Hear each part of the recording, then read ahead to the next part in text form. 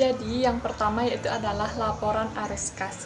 Laporan arus kas adalah bagian dari laporan keuangan suatu perusahaan yang dihasilkan pada suatu periode akuntansi yang menunjukkan aliran masuk dan keluar uang atau kas di perusahaan. Nah, menurut Pfler tahun 2017 ada 6 rasio laporan arus kas. Di antaranya operating cash flow ratio, price atau cash flow ratio, cash flow margin ratio, cash flow from operation atau average total liability, dan current ratio serta quick ratio. Lalu, apa sih manfaat dari laporan arus kas itu sendiri? Fokus utama dari pelaporan keuangan adalah laba, dan informasi mengenai laba merupakan indikator yang baik untuk menentukan atau menilai kemampuan perusahaan dalam menghasilkan kas di masa yang akan datang. Jadi, manfaat laporan arus kas adalah laporan arus kas melaporkan arus kas masuk maupun arus kas keluar perusahaan selama periode. Yang kedua yaitu adalah memberikan informasi yang berguna mengenai kemampuan perusahaan dalam menghasilkan kas dari aktivitas operasi, melakukan investasi, melunasi kewajiban, dan membayar dividen.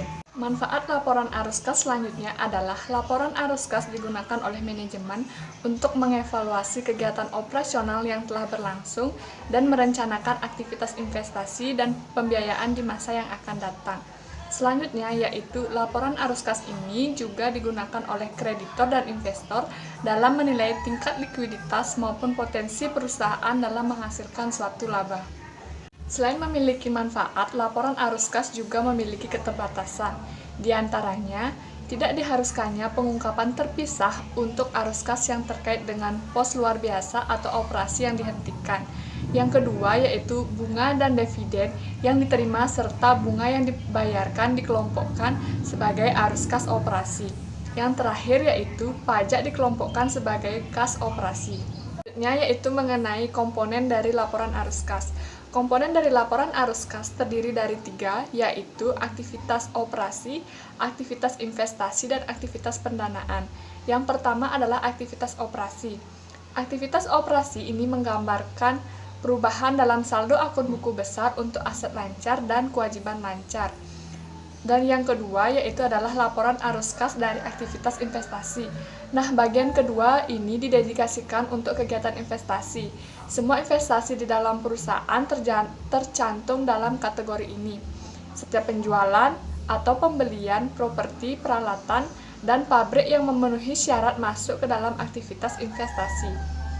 Yang ketiga yaitu adalah laporan arus kas dari aktivitas pendanaan.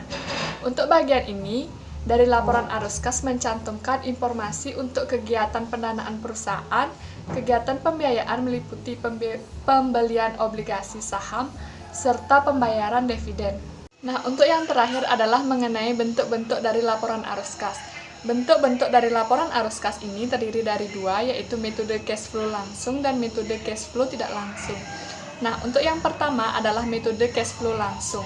Metode langsung ini menggunakan arus kas yang berasal dari kegiatan operasional yang diperinci menjadi arus kas masuk dan arus kas keluar yang nantinya akan diperinci kembali menjadi beberapa jenis penerimaan atau pengeluaran dari arus kas perusahaan.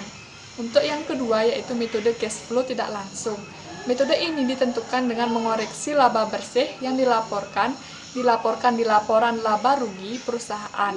Di antaranya adalah biaya penyusutan, laba atau rugi karena pelepasan investasi, dan hal lainnya. Baik, sekian pemaparan mengenai laporan arus kas.